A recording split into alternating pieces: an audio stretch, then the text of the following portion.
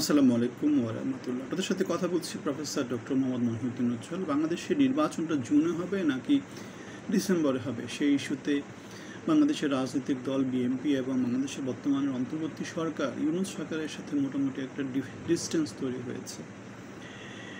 Professor doctor Mohammad Yunus বর্তমানে Japan সফর করছেন। জাপানে তিনি যে বৈদেশিক প্রতিনিধি দল আছে, যে বৈদেশিক যে রিলেশনশিপ বিষয়ক যে একটা সংগঠন আছে, তার সাথে কথা বলার সময় তিনি বলেছেন বেসিক্যালি তিনটা কাজ আছে। একটা হচ্ছে বিচার করা, আরেকটা হচ্ছে ছাত্রদের অধিকার আদায় করে দেওয়া, আরেকটা হচ্ছে নির্বাচন। এই তিনটা কাজ তাদের সরকারের প্রায়োরিটি, এবং তারা বলছেন যে আগামী জুনের মধ্যে নির্বাচন হবে যে কোনো পরিস্থিতিতে।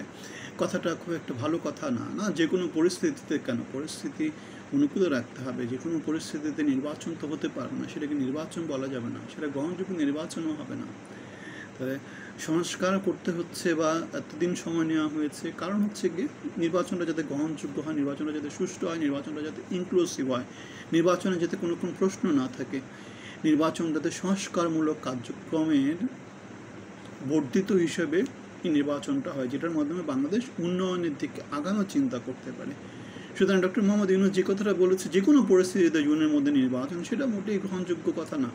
আবার আমাদের বিএনপির ভারপ্রাপ্ত চেয়ারপারসন জনাব তারেক রহমান বলেছেন ডিসেম্বরের মধ্যেই নির্বাচন হতে হবে। তত্ত্বাবধায়ক সরকাররা 3 মাসের মধ্যে কাজ সম্পাদন করতে পারত, কিন্তু বর্তমান সরকার 10 মাস পরেও নির্বাচনের ব্যাপারে কোনো কিছু করছে না। তাহলে ডক্টর মোহাম্মদ ইউনূসের সরকারের সাথে বর্তমানে যারা রাজনীতির সবচেয়ে বড় একটা অংশ, স্টেক হোল্ডার, জাতীয়তাবাদী দলের খুব বড় একটা দূরত্ব তৈরি হচ্ছে, সেটা আমরা এখান থেকে বলতে পারি।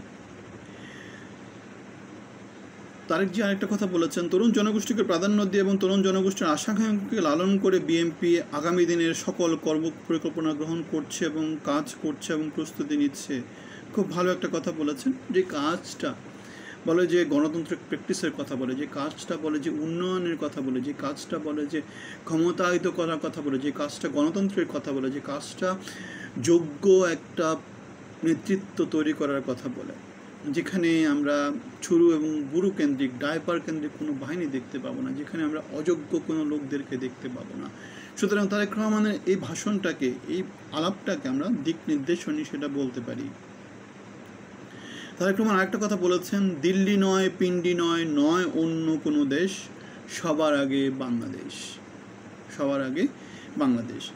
বিএনপি সমাবেশ থেকে বলা হয় সংস্কারের কথা বলে, বিচারের কথা বলে নির্বাচনের রোডম্যাপ পেছানোর কোনো সুযোগ নেই। আমির খসরু মাহমুদ চৌধুরী এই কথা বলেছেন।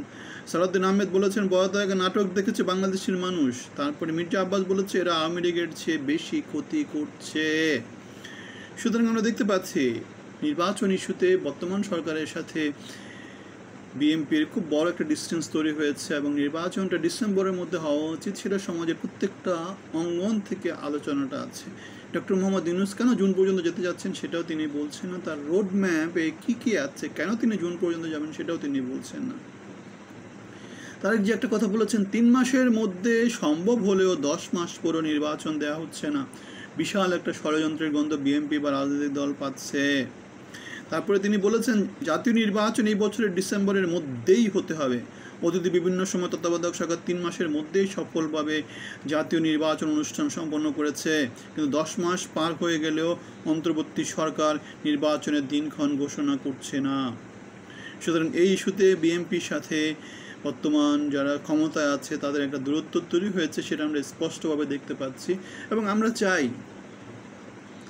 ষড়যন্ত্র না করে, সংস্কারগুলো করে, বিচারগুলো করে আগামী সরকারকে সংস্কারের কন্টিনিউ করে যাওয়ার জন্য যে বাইন্ডিংগুলো, সেই বাইন্ডিংগুলো দিয়ে নির্বাচন কমিশনে সংস্কার করে, নির্বাচনের পদ্ধতি সংস্কার করে, নমিনেশন ব্যাপার সেবাগুলোতে সংস্কার করে, অথবা দুর্নীতি দমন কমিশনের সংস্কার করে, বাংলাদেশের নানা যে বডিগুলো আছে সেই বডিগুলোতে সংস্কার করে সরকার কি করতে পারে, একটা চাপ দিতে পারে সংস্কারের পথে আগানোর জন্য। গঠনগত যে 11টা দিক তারা দিয়েছিল, সেখানে বিএনপি মাত্র 3টাতে অ্যাগ্রি করেছে, বাকি 10টাতে তারা অ্যাগ্রি করেনি।